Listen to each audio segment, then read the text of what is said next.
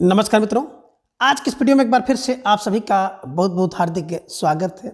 आज हम हिंदी साहित्य इतिहास के अंतर्गत कवि एवं उनकी पंक्तियों वाली क्लास भाग 6 में रीतकालीन प्रमुख कवि और उनकी प्रमुख पंक्तियों को अब तक के सबसे आसान ट्रिक की सहायता से याद करने का प्रयास करेंगे। तो जैसा कि स्क्रीन पर आप देख पा रहे हैं, रीतकालीन कवियों की महत्वपूर्ण काव्य पंक्तियाँ, जिनमें सबसे पहले हम देखेंगे रीतबद्ध कवि, और जिनमें पहला नाम आता है चिंतामणि जी का। और चिंतामणि जी की कुछ पंक्तियां हैं जो परीक्षा में पूछी जाती हैं, जिन्हें हम लोग ट्रिक की सहायता से याद करने का प्रयास करेंगे। बात करें पहली काव्य पंक्ति की, तो है रीत सुभाषा कवित्व की वर्णत बुद्धि अनुसार। कहाँ से ली गई है? कवि कुल कल्पतरु से ली गई है। अब देखिए इसे कैसे याद करेंगे। तो चिंतामणि से हम लोग केवल लेंगे चिंता, है ना। चिंता जानते हैं, तो चिंता क्या होगी बता रहे हैं कि किसी भी व्यक्ति को रीति और सुभाषा की और कवित्व की, है ना। अगर कोई व्यक्ति क्या है, कवित्व बनाता है, कविता बनाता है, तो कवित्व बनाता है तो कवित्व के वर्णन करता है, तो उसको क्या होगी, रीति और सुभाषा, सुंदर भाषा की चिंता होगी।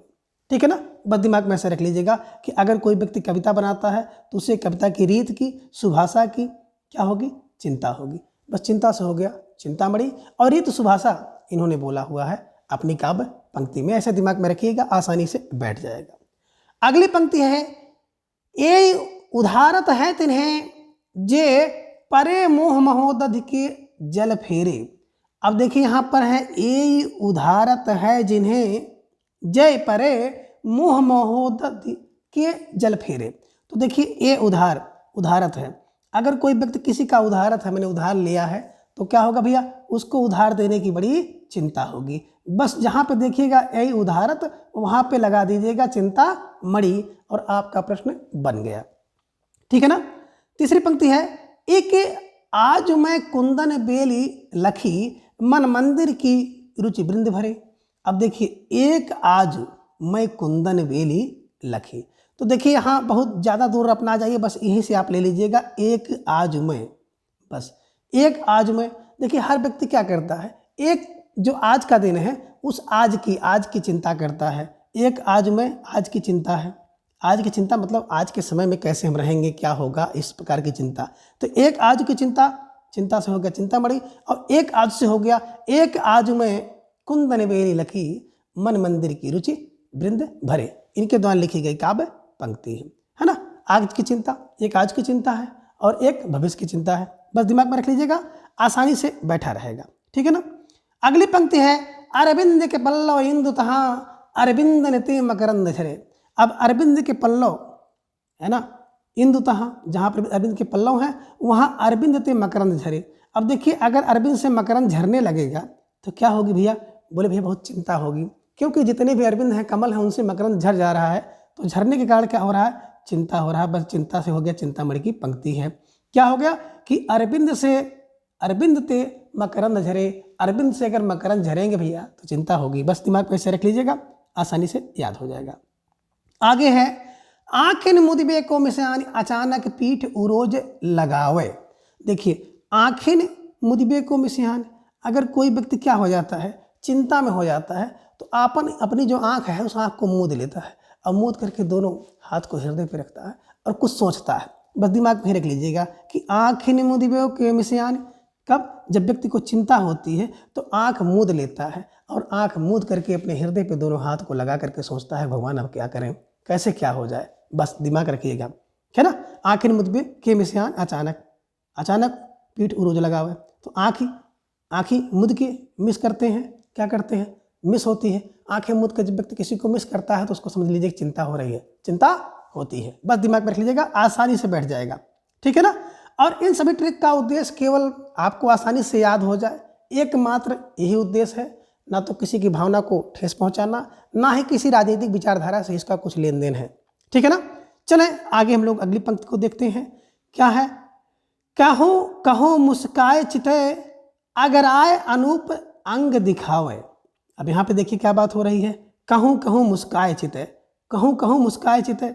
देखिए अगर आप कहीं जा रहे हैं और कहूँ कोई व्यक्ति हो आपको देख करके चित्त में, मन में मुस्कुरा दे, तो आपको चिंता होने लगती है, अरे भाई काहे हमको देख करके लोग मुस्कुरा रहे हैं, क्या बात हो गई है, कहीं हमारे कपड़े में कुछ कमी तो नहीं है, कहीं हमारे श्रृंगार पटार में कोई समस्या तो नहीं है, कहीं हमारे रूप रंग आदि में कोई समस्या तो नहीं है, कहीं मैं पहले या बाद में तो नहीं आ गया।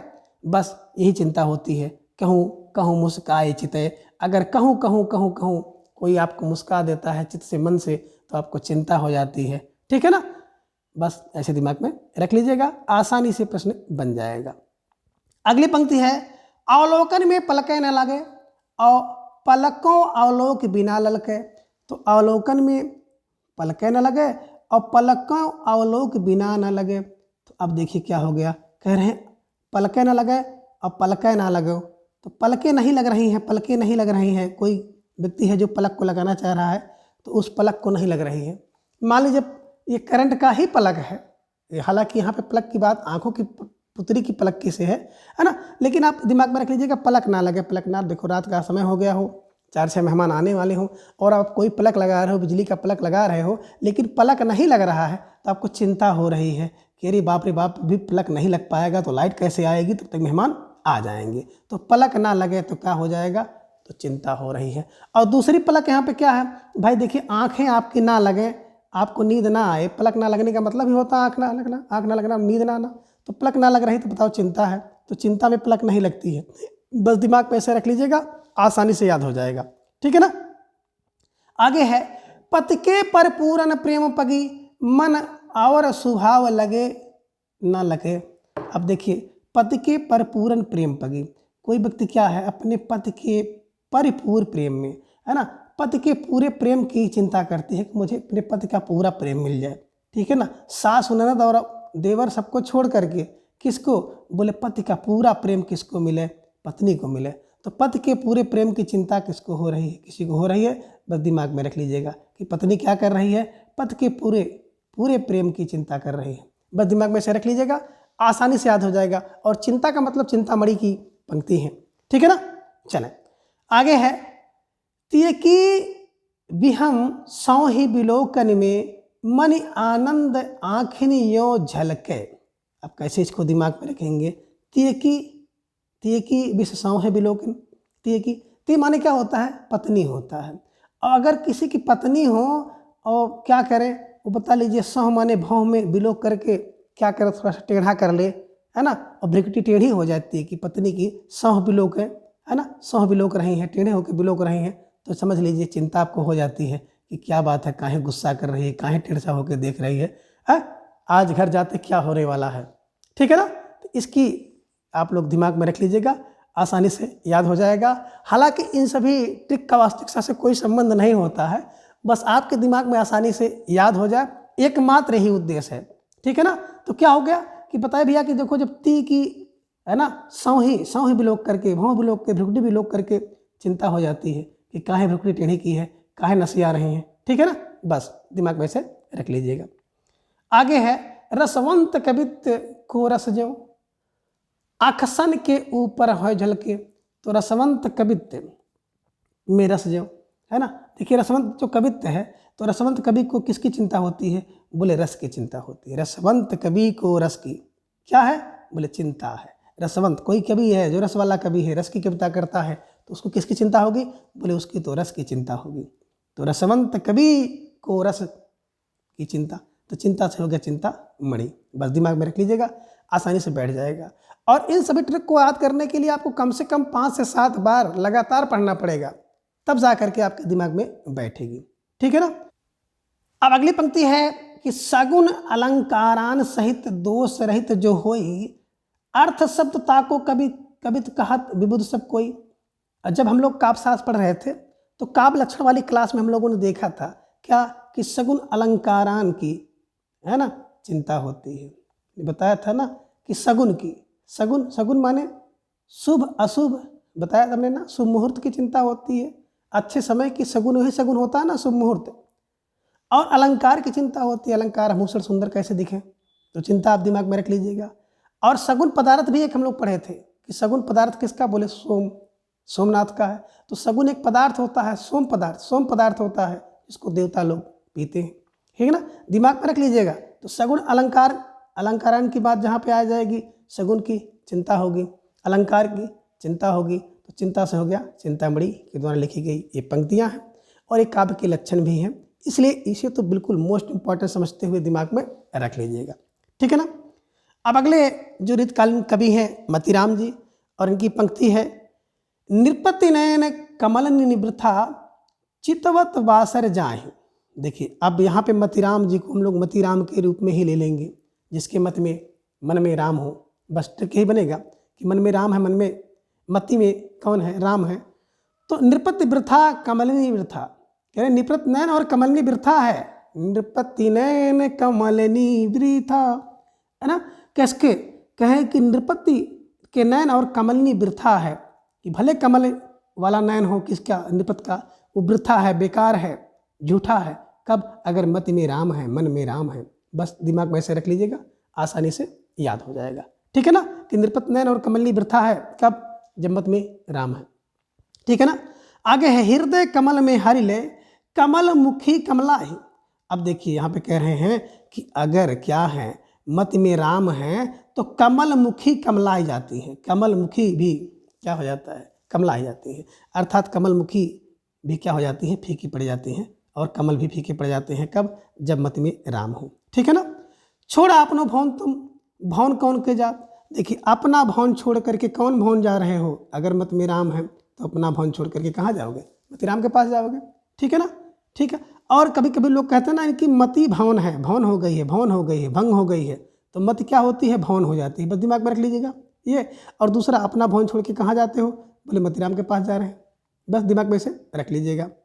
और ते धन ले ब्रज राज लखे गृह काज करे और लाज समारे।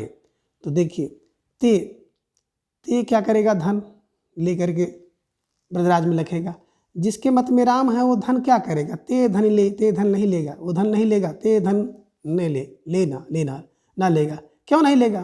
क्योंकि उसके तो मत में क्या है, राम है, उसके तो मत में राम है। वो गृहकाज भी नहीं करेगा, गृहकाज नहीं करेगा, क्यों? क्योंकि उसके मत में राम बैठे हुए हैं, इसलिए वो गृहकार भी नहीं करेगा, केवल व केवल राम जी को याद करेगा, ठीक है ना। अगली पंक्ति है, को किते उपाय करो कहूँ होत है आपन पीऊ पराए। खैर है, कोई कितने भी उपाय क्यों ना कर ले, कहीं अपना पराया होता है। बस यही है कि को किते उपाय करो, कोई कितना भी उपाय कर लो, अगर मत में राम है तो क्या हो जाता है, अपना पीऊ पराया हो जाता है। बस दिमाग में ऐसे रखिएगा, ठीक है ना। कोई कितना उपाय कर ले, लेकिन मत में अगर राम है तो क्या हो जाता है, अपना व्यक्ति पीऊ भी पराया हो सकता है, ठीक है ना। आगे है, कुंदन को रंग फीको लागो झलके सब अंगन चारू घुराई। तो कुंदन का रंग भी फीका लगता है, कब? जब मत में राम जी हो, मत में राम हो, मन में राम हो, तो कुंदन का रंग फीका लगने लगता है, ठीक है। और क्या होता है, आँखन में अलसान चितन में मंजू बिलासन की सरसाई। तो आँखन में क्या होता, अलसान चितौन में, बस देखिए आँखन में क्या होता, आलसान होती है।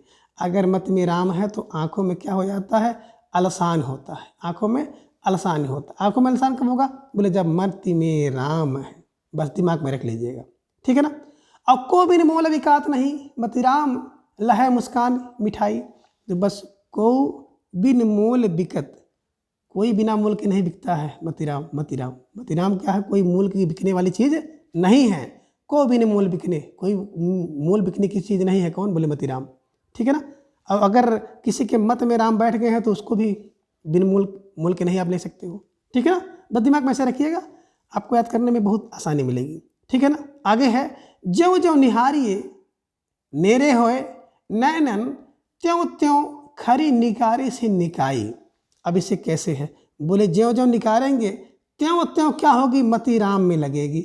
अगर किसी व्यक्ति का मन जो है मति राम में लग गया है, मति मन उसका राम में लग गया है, तो ज्यों ज्यों निकारेंगे त्यों त्यों क्या करेगी, उसकी मति और ज़्यादा कहाँ जाएगी, राम में जाएगी, है ना।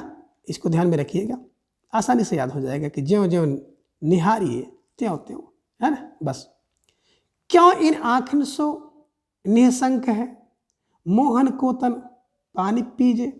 तो क्यों कोई व्यक्ति इन आँखों से क्या है, आँखों से निःशंक बिना शंका के क्या है, मति राम है। आप देख सकते हैं, आँखों से ही देख लीजिए निःशंक रूप से कि उनकी मति कहाँ बोले राम में लगी है। निःशंक मति राम में लगी, आँखों से निःशंक कहाँ बोले मति राम में लगे हैं, मति राम में लग गई है। बस ऐसे दिमाग में रखिएगा और आपको याद करने में बहुत आसानी रहेगी। अगली पंक्ति है, नेक निकारे कलंक लगे यहीं, गांव बसे कहु कैसे के जीजे। अब नेक निहारे कलंक लगे, गांव बसे कहु कैसे के जीजे। अब गांव में कोई बसा भी हो, कैसे हो, है ना, कैसे जी रहा है, कोई कुछ भी कर रहा है, कैसे जी कोई कैसे जी रहा है, लेकिन जो मत में राम लगी है तो उसकी बात अलग है। वो गांव में कैसे बस रहा है, कैसे जी रहा है, क्या कर रहा है, उससे कोई मतलब नहीं है। क्यों? क्योंकि उसके मन में तो राम है, मत में राम है। अब मत में राम है तो नेक निहारे कलंक लगाएंगे तब भी कुछ नहीं होने वाला है। ठीक है ना। आगे है, केली के रात अघाने दिन नहीं, ही में ललाप निघात लगाई। दिमाग में रख लीजिएगा, केली के रात अघाने नहीं, दिन ही में ललाप निघात लगाई। अब देखिए, केल की रात में अघाए नहीं, है ना, और दिन में भी, तो आप कह सकते हैं रात अघाता नहीं है और दिन में भी क्या करता है, जो मत में राम राम करता है, मत में राम राम करता है। रात अघाता नहीं है, रात को अघाता नहीं है और दिन में भी राम राम करता है। क्या? मति में राम, मति से राम राम करता है। बस दिमाग में रख लीजिएगा, आसानी से याद हो जाएगा। अवतो आनंद सुहागन माझ विराजे, आषाढ़ की साँझ सुहाई, आँखन ते गिरे आंसुन की बूंद, सुहास गयो उड़ी हंस किनाई। तो देखिए, एक तो क्या होता है, आषाढ़ की साँझ सुहाई, किसको बोले, जिसके मत में राम है उसको आषाढ़ की साँझ खूब सुहाई माने बड़ी अच्छी लगती है। और दूसरा क्या होता है, सुहास गयो उड़ी हंस किनाई, है ना, हंस किनाई, ऐसे उड़ता है उसका मन जैसे हंस किनाई, उड़ी हंस नाई, हंस किनाई, है ना। सुहास सुंदर हास उड़ती है जैसे हंस किनाई। तो हाँ, उड़ता है, कैसे उड़ता है बोले, उड़ता है हंस किनाई, आषाढ़ के साथ सुहाई, आषाढ़ के साथ सुहाई आती है, किसको बोले, मति राम को, यानी कि जिसके मत में राम है। तो इन सभी ट्रिक की सहायता से आप राम जी की सभी का पंक्तियों को आसानी से याद कर सकते हैं। ठीक है ना। अगले रीतकाल के जो कवि हैं देव जी हैं, और इनकी कुछ काव्य पंक्तियाँ जिन्हें हम लोग देखेंगे। पहले पंक्ति है कि अपनी अपनी रीत के काव्य और कवि रीत। बस दिमाग में रख लीजिएगा कि अपनी अपनी रीत के काव्य और कवि रीत, तो अपनी अपनी रीत के अनुसार अपने अपने काव्य और अपने अपने देव हैं। बस दिमाग में रख लीजिएगा कि अपनी अपनी रीत के अनुसार क्या है, अपने अपने देव हैं, अपने अपने काव्य हैं। बस दिमाग में रख लीजिएगा। दूसरी पंक्ति है, भाषा प्रकृत संस्कृत देख महाकवि पंथ। तो देखिए, जो देव होते हैं उनको हम लोग जानते हैं ना कि संस्कृत को देववाणी इसीलिए कहा जाता है कि देव क्या करते हैं, पहले चीज तो भाषा प्रकृत और संस्कृत बोलते हैं। बस आप क्या करेंगे कि भाषा प्रकृत और संस्कृत देख करके ही देव को जान जाते हैं। बस दिमाग में रख लीजिएगा कि भाषा क्या है, प्रकृत और संस्कृत देख करके हम लोग जान जाते हैं ये देव है, देव। बस देव की पंक्ति है। अभिधा उत्तम काव्य है मध्य लक्षणालीन, और अधम व्यंजना रस विरस उल्टी कहत नवीन। तो देखिए, अभिधा उत्तम काव्य है, अभिधा उत्तम काव्य किसका बोले, देव का, देव का अभिधा से उत्तम काव्य है। और दूसरा क्या है, अभिधा व्यंजना रस विरस है ना, कौन बोले, देव का है। और आप ये भी कह सकते हैं कि लक्षणालीन किसने, मध्य लक्षणालीन देव ने। और उल्टी कहत नवीन, उल्टी कहत नवीन कौन बोले, उल्टी नवीन कहते हैं देव। उल्टी नवीन कौन कह रहे हैं, देव कह रहे हैं। उल्टी और नवीन बात कौन कह रहे हैं, देव कह रहे हैं। बस दिमाग में रख लीजिएगा। अब पर रस चाहे पर किया तजय आप गुणगोत, तो पर रस चाहे पर किया तजय आप गुण, है ना। तो पर रस चाहे पर किया पर रस चाहती है क्या, कि देव का रस मिले। तो प्रक्रिया क्या चाहती है, पर रस, और प्रक्रिया में देव चाहती है, देव को प्रक्रिया क्या चाह रही, देव को चाह रही। ठीक है ना। अब प्रेमहीन प्रिया वृक्षा है अलंकारा भास। अब प्रेमहीन प्रिय वेश्या कहाँ बोले, देव के साथ जाती है। बस दिमाग में रख लीजिएगा, प्रियहीन है ना, प्रेमहीन प्रिया कहाँ, देव के पास जाएगी। तो प्रेमहीन प्रिया कहाँ, देव के, ठीक है ना, देव की शरण में जाती है। आगे है, दधि धृत्य मधु पायस तजी वायस चाम चबात। देखिए, वायस चाम चबात, यहाँ पे बात आ गई है। और आप यहाँ पे ट्रिक में क्या रखेंगे कि देखिए, दधि है, धृत है, मधु है, पायस है, इन सबको कौन बोले, देव को चढ़ाया जाता है, देव को दिया जाता है। बस दिमाग में रख लीजिएगा, जहाँ पे दधि धृत मधु पायस आ जाए तो वहाँ पे समझ लीजिएगा कि देव की पंक्ति है। ठीक है ना। शासन ही में समीर गयो और आसन ही सब नीर गयो ढरी। तो देखिए सांसों से समीर और आंसू से नीर। तो सांसों में समीर माने हवा, सांस लेते हैं हवा छोड़ते हैं, तो देव की कृपा है, ईश्वर की कृपा है, देव के कारण ही सांसें चलती हैं, है ना। और आंसू से नीर ढरते हैं, आंसू से नीर से आंसू आप कह सकते हैं। तो नीर कहाँ, आंसू आँखों से। तो नीर कब ढरेंगे? आंसू से। जब देव की कृपा होगी, देव की कृपा होगी तो ऑटोमेटिक आपके दुख खत्म हो जाएंगे, संकट मुसीबत सब दूर हो जाएगी, तो नीर खत्म हो जाएंगे, ठीक है ना। तो सांसों में समीर देव की कृपा से, आंखों से नीर खत्म हो जाएंगे अगर देव की कृपा बन जाएगी, ईश्वर की कृपा बन जाएगी, ठीक है ना। बेग ही बूढ़ गई पंखियाँ आँखियाँ मधु की मक्खियाँ भाई मेरी। तो बेग बूढ़ गई, बेग ही बूढ़ गए कौन? बोले देव में। क्यों? आँखियाँ, सब आँखियाँ क्या हो गई? देव में डूब गई। बस बेग ही डूब गई आँखियाँ, किसमें? बोले देव में। बस देव की पंक्ति है, ठीक है। सांवर लाल कुरूप में नयनन के कजरा करी राख्यो। तो सांवर लाल रूप किसका? बोले देव का। सांवर लाल कुरूप देव का, दिमाग में रख लीजिएगा, आसानी से याद रहेगा, ठीक है ना। आगे है कि प्रेम तो कहत ठाकुर ना ऐठो सुन बैठो गड़ी गहिरे तो पैठो प्रेम सर में। अब प्रेम सर में, कि प्रेम के सर में कौन? बोले देव रहते हैं, प्रेम के सर में देव। और यहाँ प्रेम तो कहत ठाकुर, अब प्रेम से हम लोग क्या कहते हैं? देव को ठाकुर कहते हैं। क्या कहते हैं? देव को ठाकुर कहते हैं, बस दिमाग में से रख लीजिएगा, ठीक है ना। कहते ठाकुर बाबा कहते हो ना। आगे है साथ में रखियो नाथ उन्हें हम हाथ में चाहत चार चुरिए।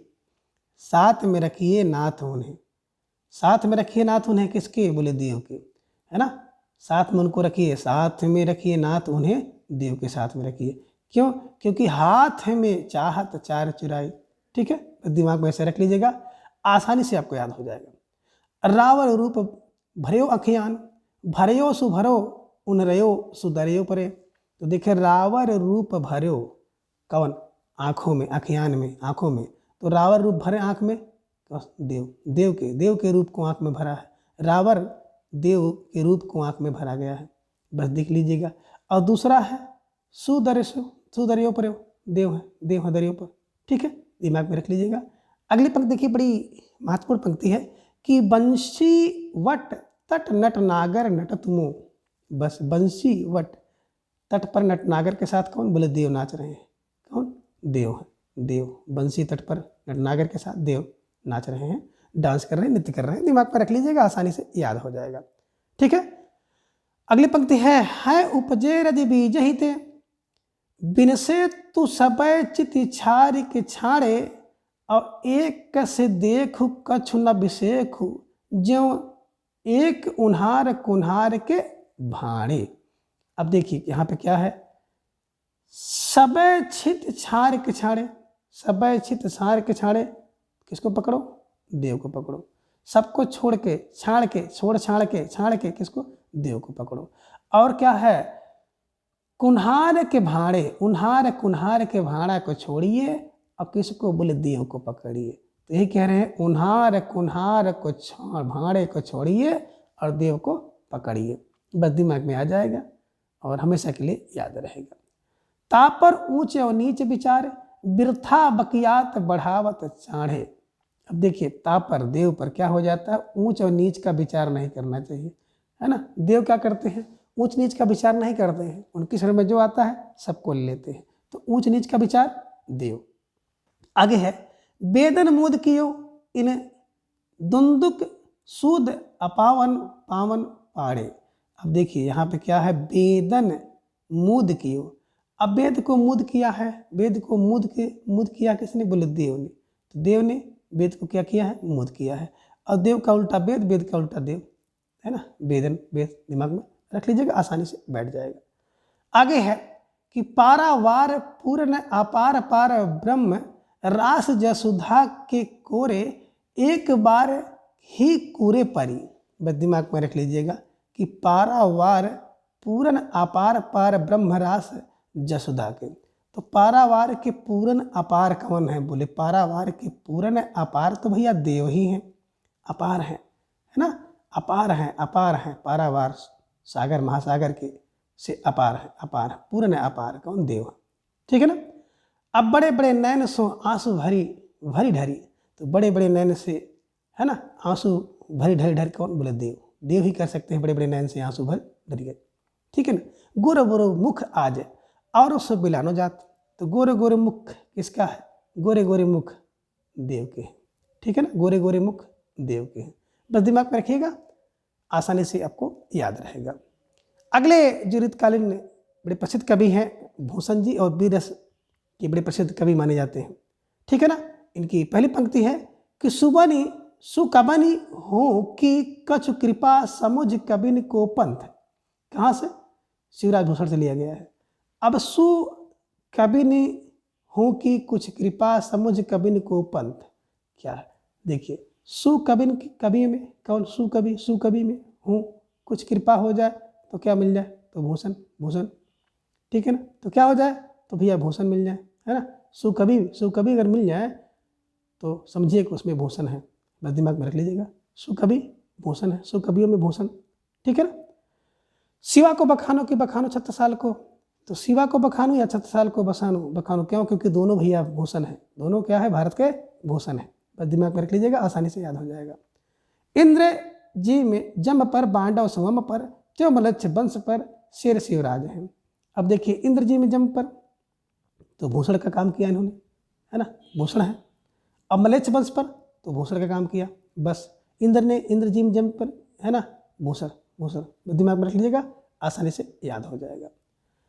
अगली पंक्ति है कि दारा की दौर यह रार नहीं खुजबे की, तो देखिए दारा की दौर यह रार नहीं खुजबे की, दारा को आप कहते हैं ना स्त्री पत्नी घरवाली, तो घरवाली की दौर कितनी है, कहते हैं ना मुल्ला की दौर मस्जिद तक, तो दारा की दौर कितनी तक होती है, औरत की दौर, पत्नी की दौर, स्त्री की दौर, बोले भूषण तक होती है। कोई बात कहेंगे भूषण ले लो, गहना ले लो, जेवर ले लो, बस दारा की दौर भूषण तक रहती है, ठीक है, बस दिमाग में रख लीजिएगा, आसानी से याद हो जाएगा। और इन सभी ट्रिक का उद्देश्य मैं एक बार फिर से आपको बता देना चाहता हूँ, किसी की भावना को ठेस पहुँचाने का नहीं है, ना ही किसी राजनीतिक विचारधारा से इसका कुछ लेन देन है, बस आपको आसानी से याद हो जाए, इसका एकमात्र यही उद्देश्य है। और आप इसकी पूर्व की सभी वीडियो को चैनल की प्लेलिस्ट में जा करके ट्रिक की सहायता से याद कर सकते हैं, ठीक है ना। चले अगली पंक्ति है, शिवा जो ना होते तो सुनत हो सबकी। अब देखिए यहाँ पे बात आ गई कि शिवाजी ना होते तो सुनत होती सबकी, तो शिवाजी ना होते तो क्या होता, तो भूषण ना होते, भूषण है ना, शिवाजी क्या है, भारत के भूषण है, तो शिवाजी ना होते तो भूषण ना होता, दिमाग में रख लीजिएगा, ठीक है ना। आगे देखिए, ऊंचे घोर मंदिर के अंदर रहने वाली ऊंचे घोर मंदिर के अंदर रहती है, कंद मूल भोग करे सो कंद मूल भोग, है ना, तो कंद मूल खाती हैं, 3 बेर खाती थी वो 3 बेर खाती हैं, ये बात कौन कह सकता है। ऊंचे घोर के मंदिर में भूषण, कंद मूल का भोग बोले भूषण व्यक्ति करते हैं, बस दिमाग में रख लीजिएगा, आसानी से याद हो जाएगा। ऊंचे घोर मंदिर में भूषण रहते हैं, कंद मूल का भोग कौन, भूषण करते हैं, 3 बेर कौन खाते हैं, बोले भूषण खाते हैं, बस दिमाग में ऐसा रख लीजिएगा, आसानी से आपके दिमाग में बैठा रहेगा, ठीक है ना।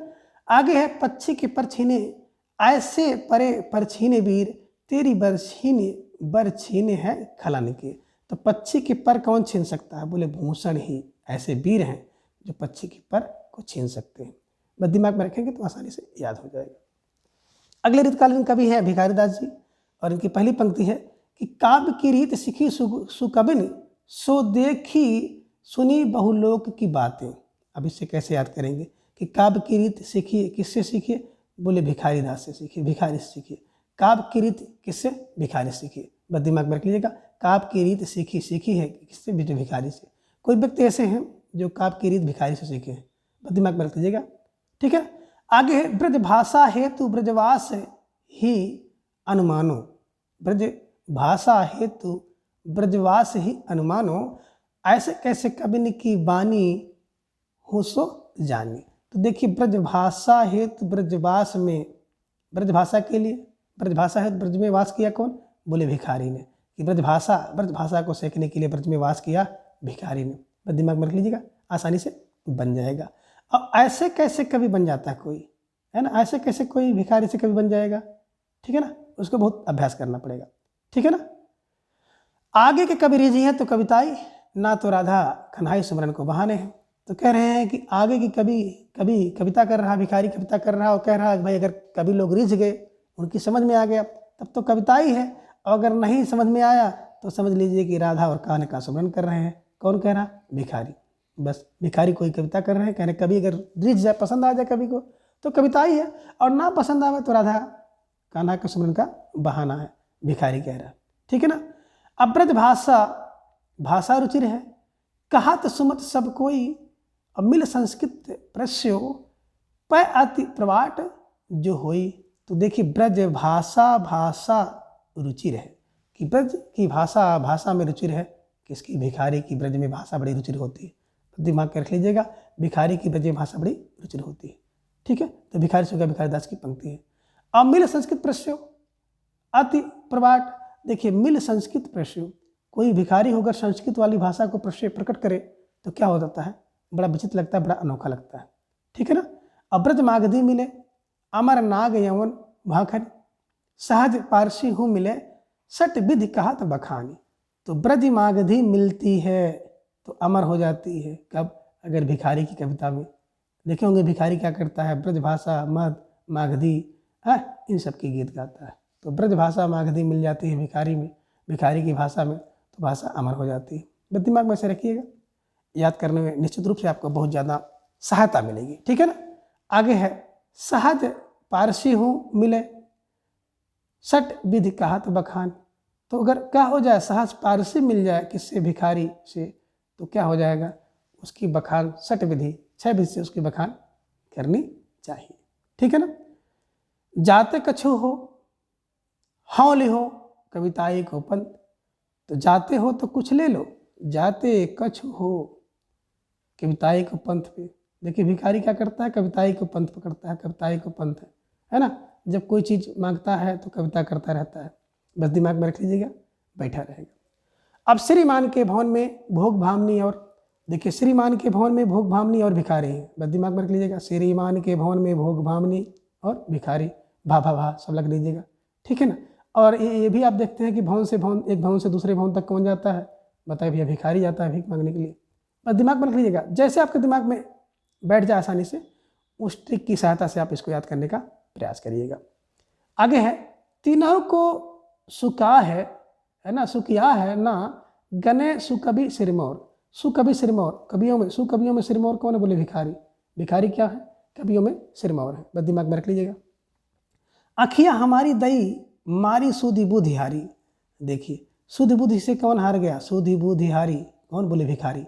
सुधि बुद्धि हारी भिखारी, सुधि बुद्धि हारी भिखारी। बस दिमाग में रख लिया, आसानी से याद हो जाएगा। भाषा वर्णन में प्रथम तुक चाहिए विशेष, उत्तम मध्यम अधम ते 3 भांति को लेख। देखिए तुक चाहिए विशेष, तुक विशेष चाहिए किसको? बोले भिखारी को अगर कविता करनी है तो उसे तुक चाहिए विशेष, और क्या है? 3 भांति को लेख चाहिए।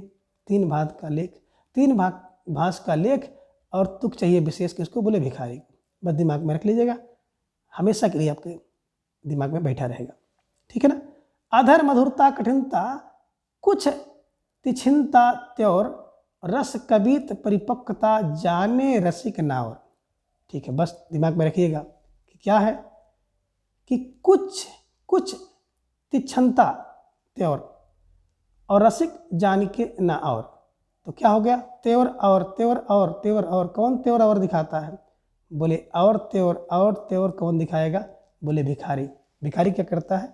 और त्योर दिखाता है, त्योर दिखाता है। बस ठीक है ना। अगली बड़ी महत्वपूर्ण और प्रसिद्ध पंक्ति है, क्योंकि का प्रयोजन से संबंधित है। क्या है? एक लहे तप पुंजन के फल, ज्यों तुलसी और सूर्य गोसाई। देखिए तुलसी सूर्य गोसाई की बात आ रही है। ठीक है ना।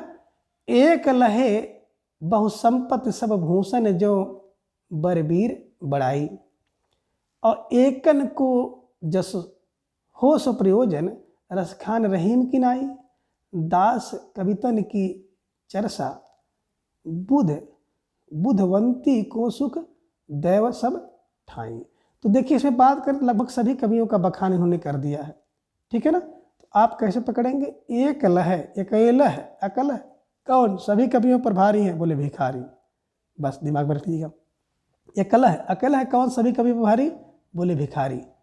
ठीक है ना, जब इन सब कवियों का नाम आ जाए, एक लहे तब संपत, एक लहे संपत, तो कौन, बोले भिखारी की पंक्ति है। बस अकेला है सब पर भारी, एक अकेला भारी किस पर, भिखारी, एक रहेगा भारी भिखारी। ठीक है ना, आगे है अलक पै अली वृंद भाल पे अधर चंद और भ्रुवे धुन नयननी पवार कंज दल में अरविंद, है ना। अब देखिए अलक पे अरविंद भाल पे अधर चंद, है ना। तो देखिए क्या है, अलक पे अरविंद भाल पे बिंद, बोले भिखारी। ठीक है ना, और यहाँ पे रख लीजिएगा कि वारो कंद दल में, वारो बेचारा घूम रहा फिर रहा, मारो फिर रहा, कौन, भिखारी, कहाँ, बोले कंज दल पे। ठीक है ना, ऐसे दिमाग में रख लीजिएगा।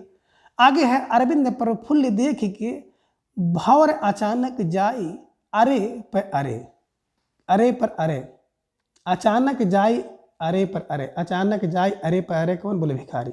बस देख लीजिएगा, यानी कि भिखारीदास जी की पंक्ति है। अगले रीतकालीन बड़े प्रसिद्ध कवि हैं पद्माकर जी, उनकी पहली पंक्ति है आखर लगाए लेत आखन लाखन की समा हो, है ना। आखर लगाए लेत लाखन की समा हो। अब देखिए कोई व्यक्ति क्या है, जब आखर से, आखर माने अक्षर से मन लगाता है तो लाखों की समा पा जाता है। कब, जब क्या हो जाता है, वो पद प्राप्त करता है, पद प्राप्त करता है, नौकरी प्राप्त करता है। बस दिमाग में रख लीजिएगा कि ना, अक्षर से आखर से मन लगाओगे तो लाखों की नौकरी मिलेगी, पद मिलेगा। बस दिमाग में रख लीजिएगा, आखर लगाने से लाखों का नौकरी मिलेगी, लाखों का पद मिलेगा, लाख पद्माकर। ठीक है ना, आगे है कि फागु की भीड़ अभीरन में गही गोविंद लई गए भीतर गोरी। कह रहे कि फागु महीने की भीड़ होगी, अभीर होगी, उसमें भी क्या करेंगे लोग, पद्माकर को पहचान लेंगे, पद वाले व्यक्ति को पहचान लेंगे जिसकी पोस्टिंग हो गई होगी। ठीक है ना, आगे है भाई करी मन की पद्माकर ऊपर नाय अबीर की झोरी। तो देखिए यहाँ पे पद्माकर आ गया है, पद्माकर से पद्माकर कर लीजिएगा। और भाई करी मन की, सबके मन को भाते हैं कौन, बोले पद्माकर, जो पद वाले होते हैं, प्रतिष्ठा वाले होते हैं, नौकरी वाले होते हैं। ठीक है ना, बस ऐसे दिमाग में रख लीजिएगा।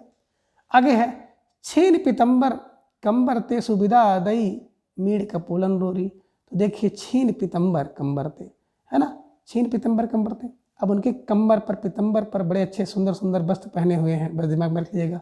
पीतंबर पहना है कौन, बोले पास है पितंबर, पास है पद्माकर वाला व्यक्ति, यानी पद वाला व्यक्ति, है ना, सेलेक्टेड व्यक्ति जिसको पद मिल गया है, वो क्या है भैया, पीताम्बर पहना, पीताम्बर पद्माकर। ठीक है ना, न नचाए कहीं मुस्काए लला फिर रही हो खिलन हो रही, न नचाए करके मुस्कुरा करके बात करता है कौन, पद वाला व्यक्ति, पद्माकर व्यक्ति। और सब लोग फिर कहते हैं भैया फिर अगली बार होली खेलने के लिए यहाँ पे आइएगा। क्यों, क्योंकि आप तो भैया पद्माकर हो, पद वाले हो, है ना, सिलेक्टेड हो, है ना, उसको सब लोग पूछते हैं, और बेरोजगार व्यक्ति को कोई पूछता नहीं है। ठीक है ना, आगे है गौरे रंग राची अखियान में ये बलबीर अभीरन ना मैलो। तो देखिए गौरे रंग राची, कौन, पद्माकर की अखियाँ क्या हो रही हैं, गौरे रंग में रंग गई है, गौरे रंग में। ठीक है ना, आगे है ऊधम ऐसी मचो ब्रज में सबे रंग तरंग उमंगन सींचे। सबे ऊधम मच गई है कहाँ, ब्रज में। क्यों, क्योंकि पद्माकर आ गए हैं। पद्माकर के आने से क्या हो गया कि ऊधम मची ऐसो ब्रज में। बस दिमाग में ऐसे रख लीजिएगा, आसानी से याद हो जाएगा। पद्माकर माने पद वाला व्यक्ति, सिलेक्टेड व्यक्ति जिसकी पोस्टिंग हो गई है। कब, जब आ गए हैं, ब्रज में आ गए हैं तो ऊधम मच गई है। बस दिमाग में ऐसे रखेंगे, आसानी से याद हो जाए। अब अगली पंक्ति है कि वीर अबीर अभीर को दुख भाखे न बने बिन भाखे बने न बने बिन भाखे। हर व्यक्ति उनसे बिना बोले बिना बातें किए नहीं मान रहा है, भाखे न बने न बिन भागे, पद्माकर से, है ना। कोई व्यक्ति है जो अच्छी पोस्टिंग पे हो गया, अच्छा पद पा गया है, डीएम कलेक्टर आदि हो गया है, तो उससे बिना भाखे कोई नहीं रह रहा। सब लोग उससे कुछ ना कुछ बोल रहे हैं, भैया कैसे हो, क्या हाल चाल है, कहाँ है ना। बस अबीर अबीर होता है पद्माकर, बस दिमाग में रख लीजिएगा। आगे क्या है, मीनागढ़ बम्बई समुद्र मंद राजबंग, है ना। अब मीनागढ़ की बम्बई के मीनागढ़ में कौन, बोले वही पद्माकर रह रहे हैं, पद वाला व्यक्ति रह रहा। अब बंदर को बंद करी बंदर है बा सवांगो। अब देखिए इन्होंने क्या किया है कि बंदर को बंद कर दिया है, कौन, पद्माकर ने। ये दौलत राय सिंधिया जी की मृत्यु पर लिखा है इन्होंने, पद्माकर जी ने। तो बंदर को बंद कर दिया कौन, बोले पद्माकर ने या पद वाले व्यक्ति ने। ठीक है ना, और रस और रीति और राग और तन और मन और बन गए। बस देखिए, अवर रस रीति रंग राग की बात कौन करेगा? पद्माकर करेगा, पद वाला व्यक्ति करेगा, प्रतिष्ठित व्यक्ति कर रहा है। ठीक है ना। साजी चतुरंग चमु जंग जीत में हो। अब क्या कर रहे हैं, जब पद्माकर आ जा रहे हैं तो पद्माकर के आने से सब लोग साज के, है ना, श्रृंगार करके चतुरंग तरह से, है ना, चतुरंग लेकर के चल देते हैं। तो साज चतुरंग चमु कौन? बोले पद्माकर से मिलने जा रहे हैं। ठीक है ना। आगे है हिम्मत बहादुर चढ़त फर फैल पे। तो हिम्मत करके हर व्यक्ति क्या करता है? पद्माकर जी से मिलता है। ठीक है ना। हिम्मत बहादुर कौन है? हिम्मत बहादुर पद्माकर, हिम्मत बहादुर पद्माकर। बस ऐसे रख लीजिएगा कि हिम्मत बहादुर अगर पंक्ति कहीं आ जाए तो पद्माकर को आप ठीक कर लीजिएगा। ठीक है ना। एक पग भीतर और एक देहरी पे धरो कौन? बोले एक पद भीतर है, एक देहरी पर कौन रखते हैं? बोले पद्माकर रखे। ठीक है ना। एक कर कंज, एक कर है किवार पर, एक हाथ जो है कंज में है और दूसरा किवार पर है। किसका? बोले पद्माकर का, पद्माकर का। एक पग बाहर, एक पग भीतर है, एक कर कंज पे है, एक किवार पर है। किसके? बोले पद्माकर के। ठीक है। एक संग धाय नंदलाल और गुलाल दो। अब देखिए जब पद्माकर आ गए हैं तो एक के साथ, एक ही साथ नंदलाल, है ना, और गुलाल लेकर के दो लोग भाग रहे हैं। बस दिमाग में रख लीजिएगा कि एक संग था नंदलाल और गुलाल, किसके लिए? पद्माकर को देखने के लिए। पद्माकर जब आ गए हैं, बस दिमाग में रख लीजिएगा। अगले बड़े प्रसिद्ध कवि हैं रसलीन जी, और इनकी कुछ पंक्तियां हैं जिन्हें हम लोग देखेंगे। प्राय इनकी 2-3 पंक्तियां ऐसी हैं जो परीक्षा में पूछी जाती हैं। कौन सी है? अमी हलाहल मद भरे श्वेत श्याम रत्नार, जियत मरत झुक झुक परत जय चितवत एक बार। ये कई बार परीक्षा में पूछी गई पंक्ति है। तो देखिए इसकी ट्रिक हम लोग क्या रखेंगे कि अमी हलाहल, कोई व्यक्ति जो है अगर अमी को पी लिया है, हलाहल को पी लिया है, तो क्या हो गया है? उसमें बिल्कुल एकदम लीन हो जाता है ना। और क्या करता है? जब लीन व्यक्ति हो जाएगा तो जियत मरत झुक झुक पड़ा। देखिए कोई पी लेता है ना, टुन हो जाता है तो झुक जाता है ना, लुढ़क जाता है ना, इस तरह से। और जय चितवत एक बार, जो उसको एक बार देखता है वो भी कहता है भैया देखो ये रस में लीन है। बस दिमाग में रख लीजिएगा। आगे है ब्रजबानी सीखन रची, यह रसलीन रसाल। देखिए ब्रजबानी सीखने में कौन? बोले कोई व्यक्ति लीन है। वहाँ पे आपने ब्रजभाषा की बात पढ़ी थी। ब्रजभाषा में तो जान लीजिएगा भिखारी जी की है।